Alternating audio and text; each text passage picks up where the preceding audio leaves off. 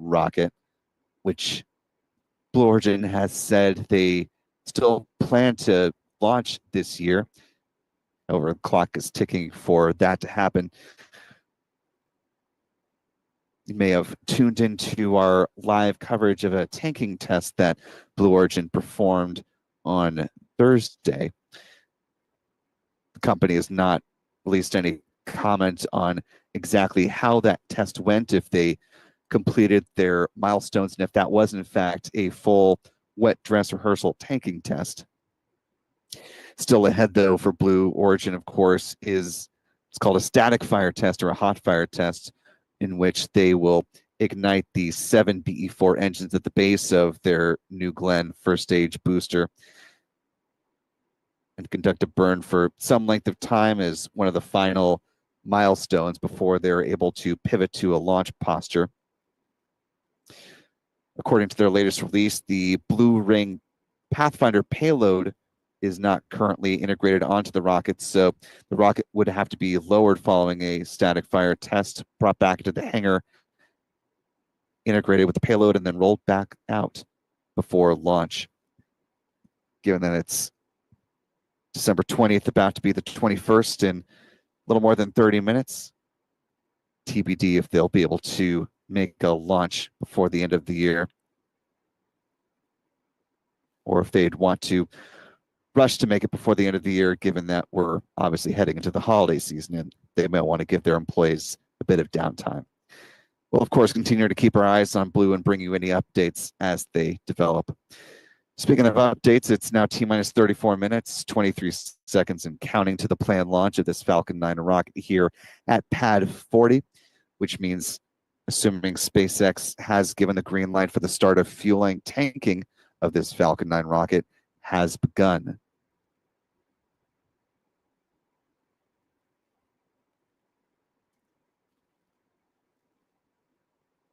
At this point, SpaceX has not issued a statement as to whether or not they have begun fueling. But here's what we're going to be looking for when we do. If you look near the base of the Falcon 9 rocket here in this particular view from our friend Pete Carson's with Max Q Productions, you see just above the tree line where that branch just happened to wave in front of the rocket right there, there's a slightly lighter gray band that runs parallel to the ground.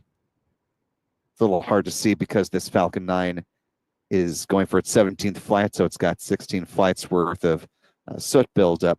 But just beneath where the X in SpaceX is located, if that gives you any help with that, that's where we start to see a frost line form when the super cold densified liquid oxygen begins flowing on board the Falcon 9 rocket. And while it is certainly by Florida standards a quite chilly night, local temperatures here is 54 degrees with it feels like a 46, according to my weather app. Still quite a bit warmer than the liquid oxygen that will be flowed on board the Falcon 9 rocket. When those two meet, that allows for a little bit of vapor to form on the outside of the rocket as well. So we'll be keeping our eyes out for those visual indications for fueling beginning, assuming that SpaceX doesn't go ahead and give us a definitive notice that they have begun tanking their rocket. Again, SpaceX does have until 2:28 a.m. for the end of the window to launch its Falcon 9 rocket.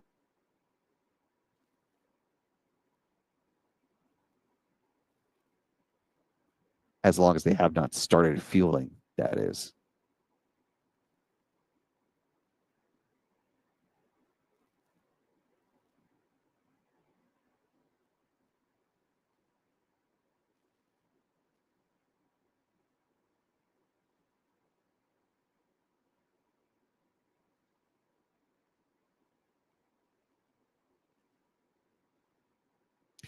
And it does look like there's some vapor forming near that part of the rocket.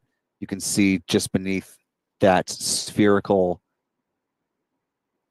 weather radar Just a little bit of wisps of vapor,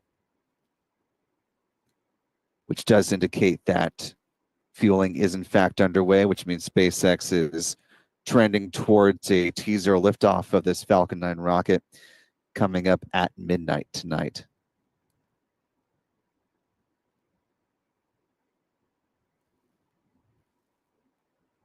Now, the start of fueling, certainly a good indication that a launch at midnight is in the cards. If for whatever reason there is a technical issue that comes up between now and then, once again, SpaceX does have another backup opportunity with a liftoff no earlier than midnight on Sunday, December 22nd here on the East Coast.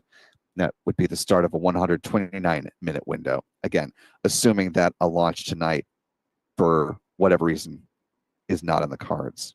But at this point, all signs point to a good liftoff of the Falcon 9 rocket here in 30 minutes and 11 seconds.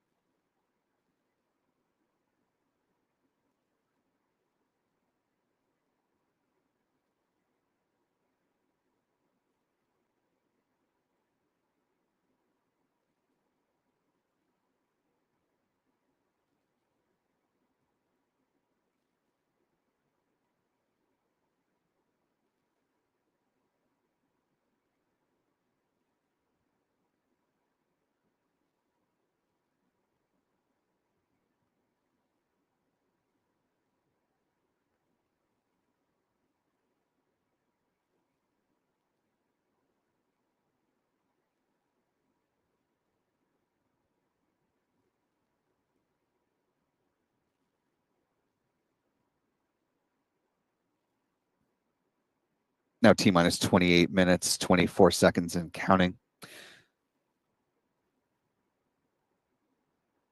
As far as the progress of fueling as well, we'll note that at this point, SpaceX is also loading cryogenic helium into the pressure vessels on the Falcon 9's first stage. That helium will be used to pressurize the main propellant tanks during flight. Taking a look at our live chat here, I want to thank the now more than, or just about 4,500 of you who are watching with us live tonight or this morning, whatever time zone may be applicable for you. We appreciate you being with us for this live launch coverage. If you haven't already, you could do us a big favor just by clicking the like button. That will allow more folks to find their way into this live chat, and that is always greatly appreciated.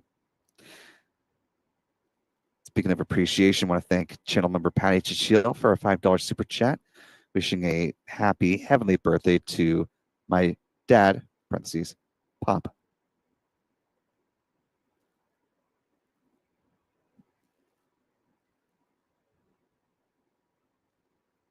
In that spirit, we know that while the holidays can certainly be a time for mirth and merriment and thoughts of family and friends, it can also be a difficult season for those who have lost family members or close friends around this time of year. So certainly we here at Spaceflight Now are thinking of all of you in our community, whether you're celebrating or holding a more somber time this holiday season, keeping you all in our thoughts. We appreciate you being a part of our community here. Now T-minus 26 minutes, 33 seconds and counting. The 4 satellites that are launching in a little more than 25 minutes here are what Astranis calls their Block 2 MicroGEO satellites. having launched one again as a ride share alongside Viasat, America's satellite, back on a Falcon Heavy rocket. There have been some upgrades and changes to this Block 2 variant. So once again, want to take you to part of our conversation that we had just earlier today, as a matter of fact, talking about these satellites and the mission ahead with Christian Kyle, the Vice President of Astranis, here to talk about, in this part of our conversation, some of the improvements made for Block 2.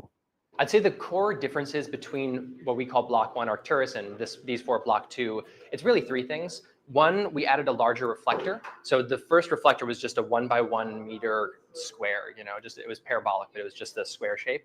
This one opens up on orbit. So it actually has a clamshell mechanical release mechanism that opens up on orbit, it deploys, and now it's a 2 by 1. So it's twice as big a reflector, gets us a lot more directivity, basically, that we can use to have more throughput on the satellites. The second big advance that we made is for the software-defined radio. So our satellites are software-defined digital, not analog. That gives you a lot of flexibility, a lot of reasons you would want that. But this time, we took our existing design, which, fit into roughly a pizza box size. And now instead of that being one software-defined radio, it's basically two. So we have, it looks like this sort of, there's they kind of interweave, and we can fit in roughly the same box, two of the thing instead of one, which gives us really cool redundancy. And then the final thing that's different is that we have a gimbal on our electric propulsion thruster. So we have both electric propulsion and chemical propulsion on board. When we're doing big maneuvers, long maneuvers, like our orbit raise, which we'll do after this launch, we'll get dropped off in a highly elliptical orbit. We have to get out to GEO. So to do that, you either have to point your thruster with monoprop, basically pointing the entire bus around, which is not the most efficient way to do it, or you can have a gimbal on the EP thruster. So we added that. We built that in-house for this next round. So those are just three of many. I could talk about this for as long as you want, but those are the three ones that we're really excited about.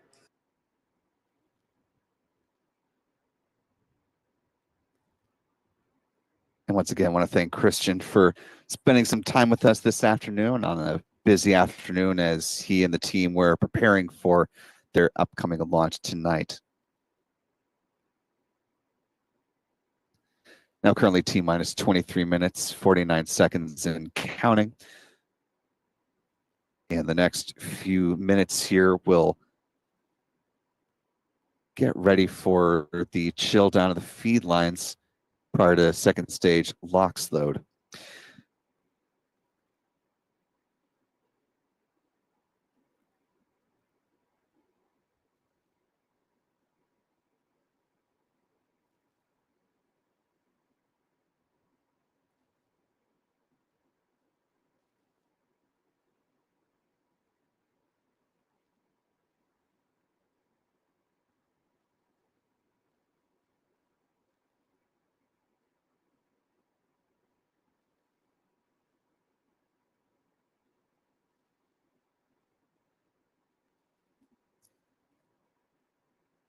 Before we go ahead and see the start of the big event, want to talk about where this Falcon 9 rocket is going to be flying once it leaves the pad.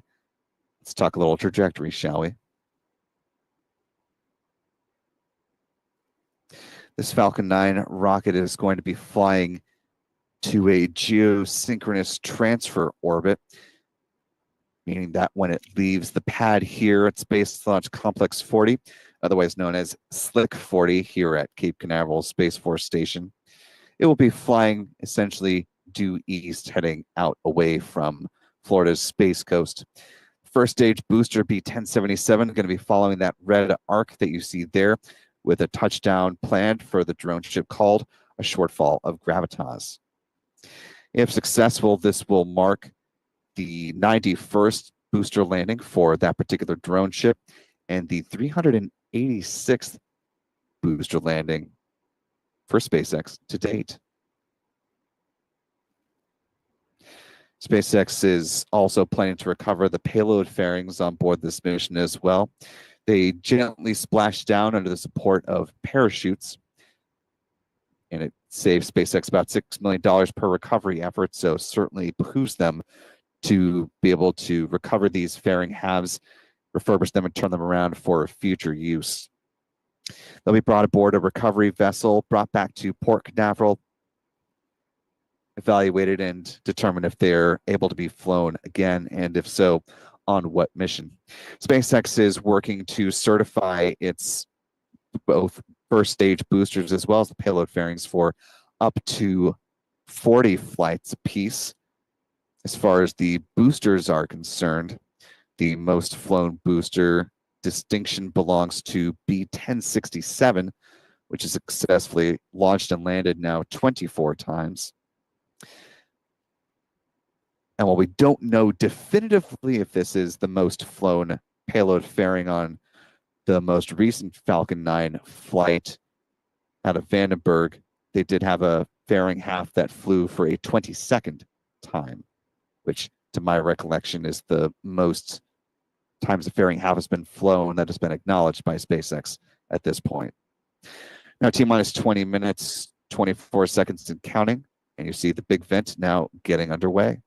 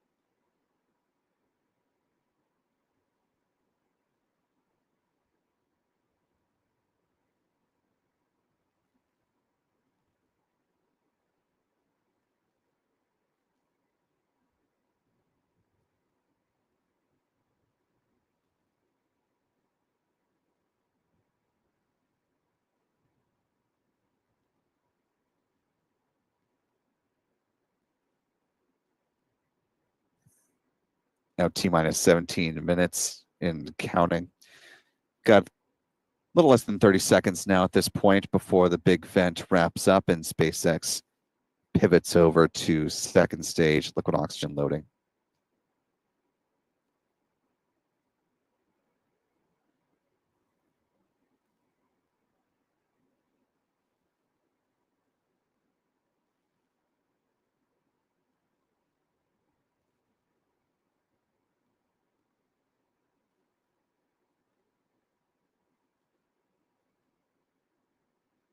The big vent has now wrapped up, T-minus 16 minutes, 23 seconds and counting. As we've talked about the launch timeline and where this Falcon 9 rocket is going to be going, let's go ahead and pivot to the post-liftoff timeline. The sequence of events in a nominal flight once the rocket leaves the pad. We'll note for the record, now T-minus 16 minutes and counting. Liquid oxygen load on the second stage has now begun. After liftoff at midnight here, Eastern Standard Time, 0500 UTC, Falcon 9 will throttle down its engines as it passes through max Q, or the point of greatest aerodynamic pressure on the vehicle. It'll then throttle up and hit a few different milestones in fairly rapid succession. We'll see first stage main engine cutoff, or MECO, at T+2 minutes and 28 seconds. That'll be followed by stage separation and then the ignition of the Merlin vacuum engine on the second stage, T+2 minutes and 39 seconds. At T+3 minutes and 21 seconds, those payload fairings will be jettisoned, exposing the 4 satellites to the vacuum of space for the first time in this mission. A few minutes thereafter, about T+6 minutes and 23 seconds, is when the first stage entry burn begins. Ignition of 3 of the Merlin engines at the base of the Falcon 9 rocket helped to slow down that first stage in preparation for the landing burn to begin. But before that happens, the upper stage engine will cut off at T+7 minutes and 52 seconds. Single engine burn on the booster will start the landing burn, T+8 minutes and 19 seconds, which will set up a planned landing on the drone ship, shortfall of gravitas at about T+8 minutes and 26 seconds. Following a bit of a coast phase, the upper stage engine will reignite for a burn lasting a little more than a minute, starting at T+26 minutes and 25 seconds.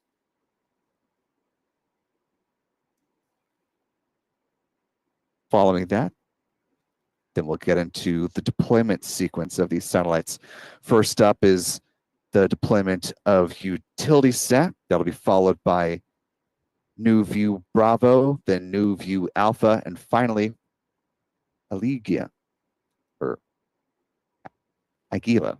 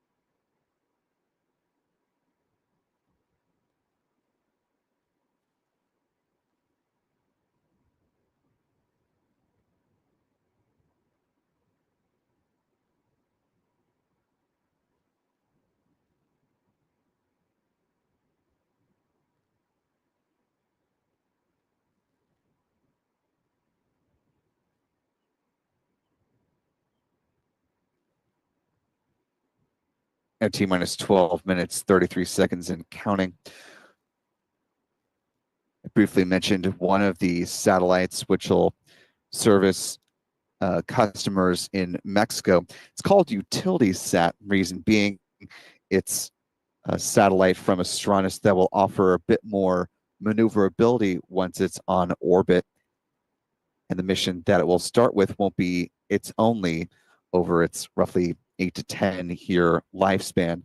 So want to go back to, once again, part of our conversation with Christian Kyle to talk about UtilitySat and the offerings that it will bring the company and its customers. UtilitySat is the world's first multi-mission GEO, intended to do multiple relocations on orbit, cover different frequency bands, different ITU regions, everything like that. And maybe surprisingly, it sort of came the opposite direction. It wasn't that we were like, okay, we need to build a UtilitySat, how do we go do it? It was that we built this software-defined satellite and we're like, wow, it actually has this other application that we didn't even intend when we first built it. So we're really using what we've built before, this digital payload, the ability to move on orbit, and applying it to a new use case, which will be multiple independent missions, whether they're, where no matter where they are on Earth, no matter what band it is. I mean, we have KU, KA, and QV band on UtilitySat, which is exciting.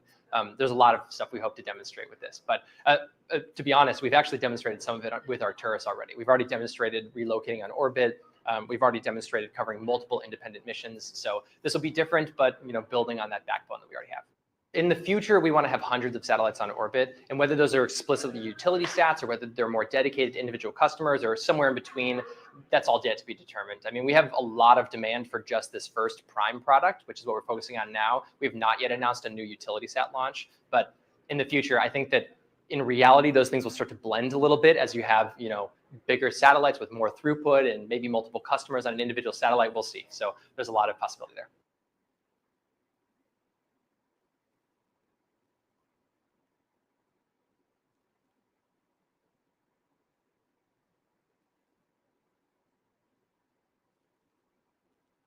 Now T-minus 10 minutes, 15 seconds and counting. Getting our first pad level views from SpaceX tonight. You can see the Astranis logo on those payload fairings at the top of the rocket. As a quick bit of housekeeping here, do want to note that our countdown clock is ahead of what you see there from SpaceX in the big box. Reason being that our clock is in real time. What's coming in from SpaceX is on a slight delay. So as long as we have views from our ground tracking cameras, we'll be sure to make our callouts in real time. SpaceX now providing some descriptors of its Falcon 9 rocket. So now's a good time to talk about the vehicle. Got those payload fairings at the top of the rocket that are encapsulating Astranis 4 satellites. They're 13.1 meters or 43 feet tall and 5.2 meters or 17.1 feet in diameter.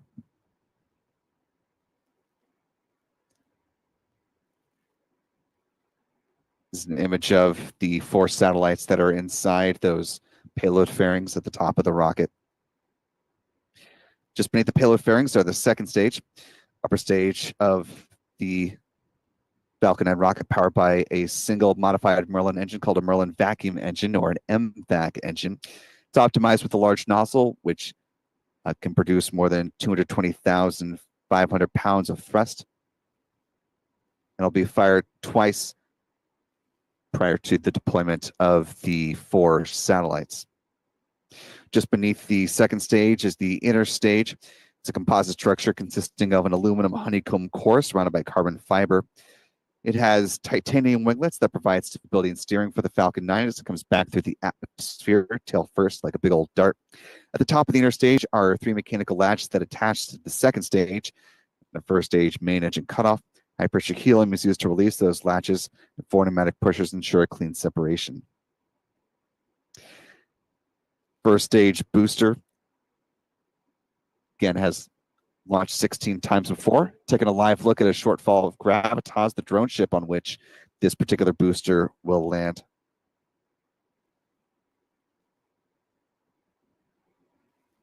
This is a promotional video now playing from Astranis talking about the mission on board. That, of course, was the Falcon Heavy rocket that launched their first satellite. And look inside their clean room here in San Francisco.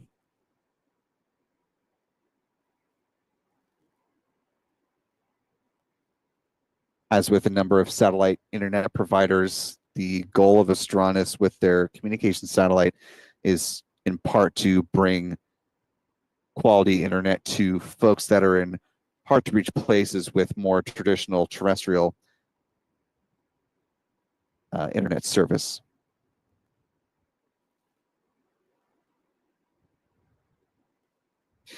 As we continue on with the countdown, I want to take a quick peek at our live chat again. I want to thank the more than 12,000 of you who are joining with us this evening.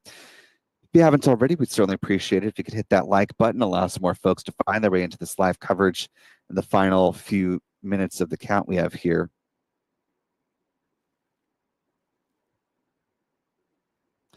Also want to thank a few more folks for your support tonight. Thanks to Chuck Close, one of our channel members, for a very generous $25 super chat. Thank you, Chuck. Good to see you this evening. Kathy Serena with a $10 super chat. Thank you, Kathy, who says, go SpaceX and Merry Christmas to everyone. Psychonaut69 gifting a Spaceflight Now membership. Appreciate that, Psychonaut. To our newest channel member, welcome aboard. We're glad to have you with us. At this point, we're T-minus 5 minutes, 53 seconds and counting.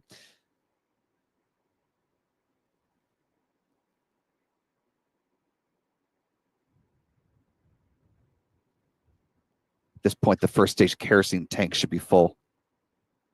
Coming up, the next milestone will be at T-minus 4.5 minutes when the strong back retract sequence gets underway, just about a minute away from now.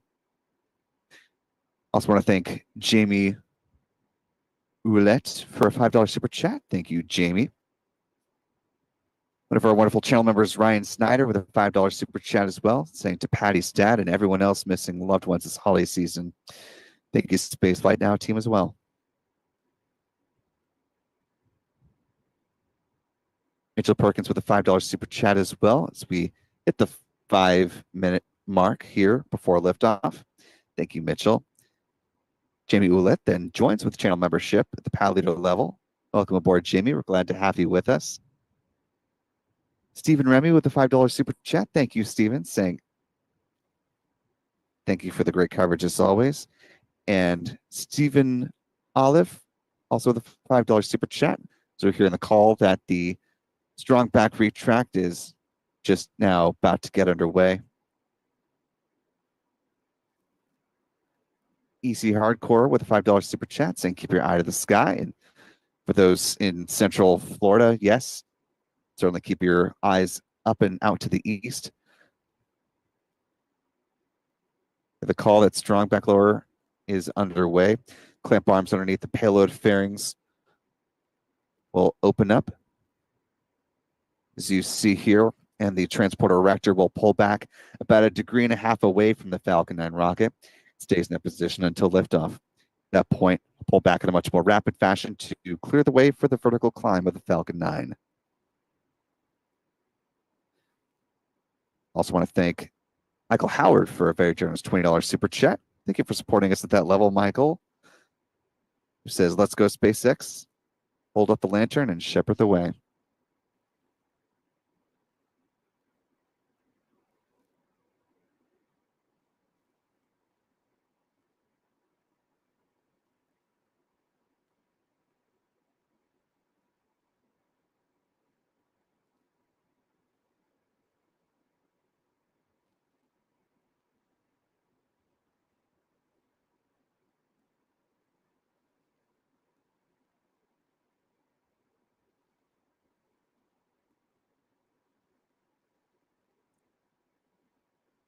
Now T-minus 3 minutes and counting. At this point, the first stage liquid oxygen tank should have just completed topping off. Hear that call from SpaceX momentarily.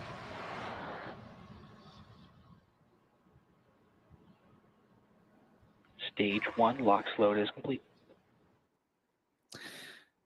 Good call from SpaceX. And now we're just waiting for the same to be true on the second stage. At that point, the Falcon 9 will be fully loaded with 1 million pounds of propellant.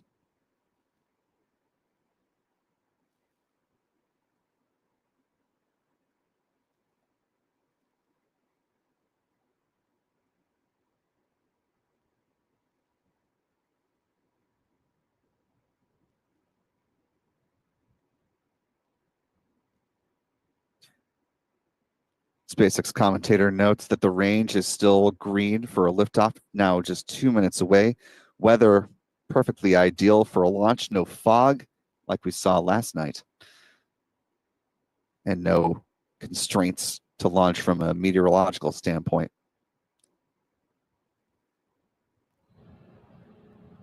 Stage 2 LOX load is complete.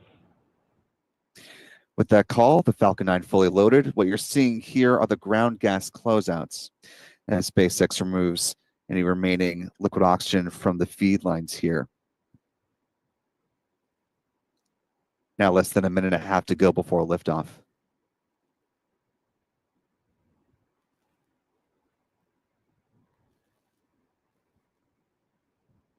As we're coming up on the final minute before the planned launch of this Falcon 9 rocket, we're going to go ahead and keep our eyes affixed to the vehicle. We'll come back to the live chat on the other side of liftoff. 1 minute and counting.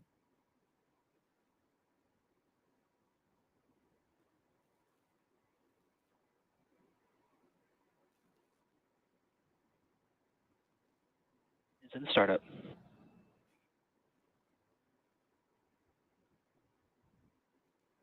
We are now waiting for the SpaceX launch director to give their go for launch. That's coming up here in the next few seconds. LD, go for launch. And with that call, we're now less than 30 seconds away from the liftoff of this Falcon 9 rocket, supporting the launch of Astranis next 4 MicroGEO satellites. 20 seconds and counting. 15 seconds. And here we go in 10, 9, 8, 7, 6, 5, 4, 3, 2, 1. Engine ignition.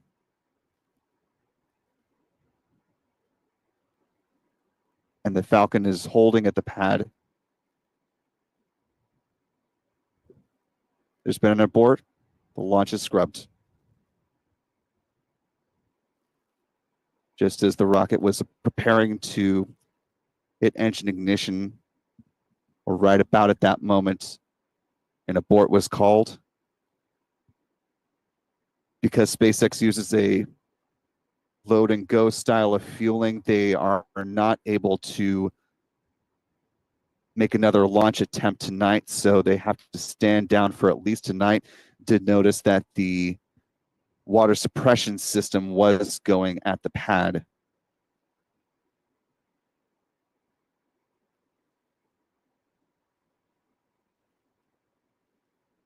Standing by for further updates from SpaceX as to the reason for this abort.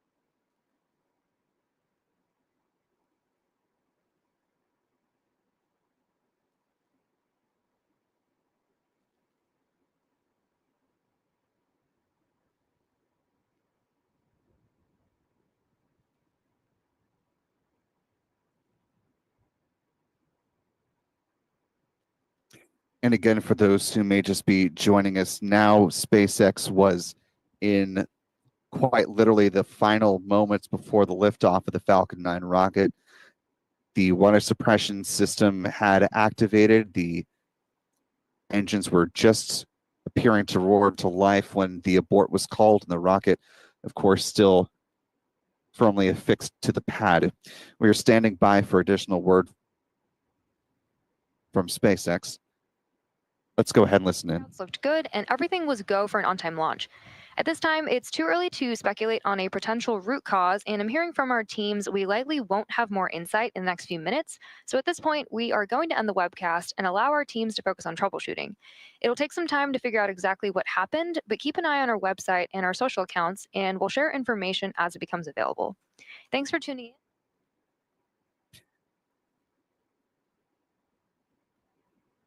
we're just going back and reviewing some of our various camera angles here and looking from the perspective of our friends Chuck and Jen Briggs over there at the Cape side. We can see that the Merlin engines at the base of the Falcon 9 rocket did in fact ignite, as did seem to be the case in real time. Again, the SpaceX commentator noting that they don't have a reason for the scrub that they are able to publicly declare at this point in time, whether that's because they're still, in fact, troubleshooting and getting to a determinative cause, or they're just workshopping and making sure they actually have the correct information about what may have happened. Based on what the commentator says, we likely won't have more insight into that within the next few minutes, although we'll stand by with you all for a few minutes nevertheless, just to see if there is in fact anything more definitive that we can report out to you.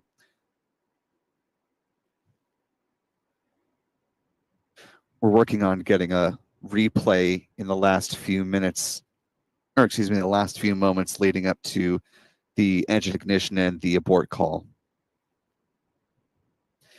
As we are getting that ready behind the scenes, do want to just take a quick look at the live chat here and thank Aussie Space Girl and Astro Joe, who've also joined us for support in the live chat. Apologies for not seeing exactly when y'all happen to join us tonight, but really do appreciate you helping us out here in the chat, as always.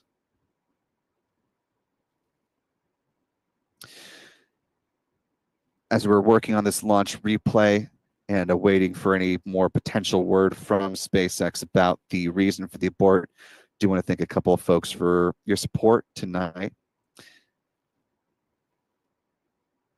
Stephen Remy with a $5 super chat saying thank you for the great coverage as always. Thank you, Stephen, for the kind words. Another Stephen, a PH instead of a V. Stephen Olive with a $5 super chat. Thank you, Stephen. EC Hardcore with a $5 super chat saying, keep your eye to the sky. Well, unfortunately, that'll have to wait for another night, perhaps tomorrow, depending on what the cause of the scrub was. M. Iribaran with a $10 super chat. Thank you, M, who says, let's go SpaceX. And of course, coming in before the scrub call was made. Stitch 4201 with a $3 Australian super chat. And unfortunately, some skepticism that does persist out in the world saying, my coworker thinks this is fake, please send help. Well, given that I'm sitting literally across the river from 2 orbital class rockets and have covered in excess of 100 launches this year, I can most assuredly guarantee you it's not fake. There's plenty of evidence of that. Adam Smith with the $5 super chat. Thank you, Adam. Ryan Carsonson with the $5 super chat as well. Thank you so much, Ryan. One of our wonderful channel members, Meg McElroy, with the $5 super chat as well. Thank you, Meg. And thank you to Angela Melton for also a $5 super chat. Michael Howard with a $5 super chat saying, going to try to get a recording of it from 10 hours away, should crest above me. Of course, that super chat coming in before the launch was scrubbed. Toby Wobe with a very generous $20 super chat and a crying emoji saying simply no. And Angelo Melton, excuse me, with a $2 super chat. Thank you, Angelo.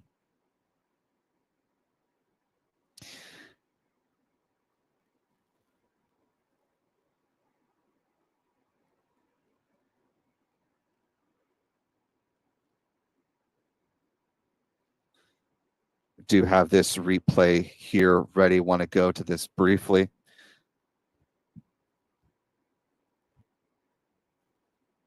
You can see the sound suppression system in a few seconds that kicks on. Right there's, you see that just to the right of the tower there. And watch for the flash of the engines, which you see pops on for just about a second before the Merlins cease firing.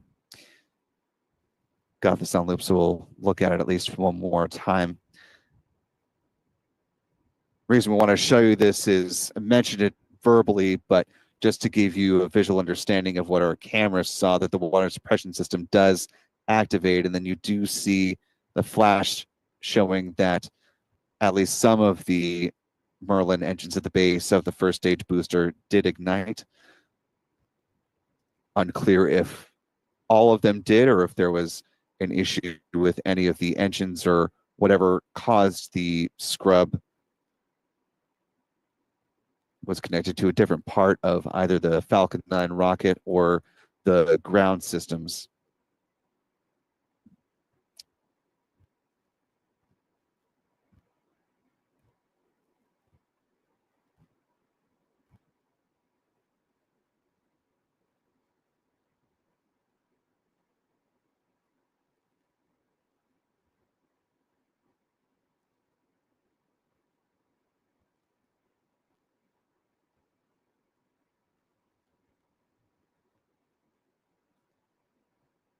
Back on Starlink 10-2, was just talking with Stephen off mic. That was the most recent pad abort that we've had from SpaceX. That was back on the 14th of June this year. A rare occurrence for SpaceX to have a mid-ignition abort like this. Doesn't happen very often.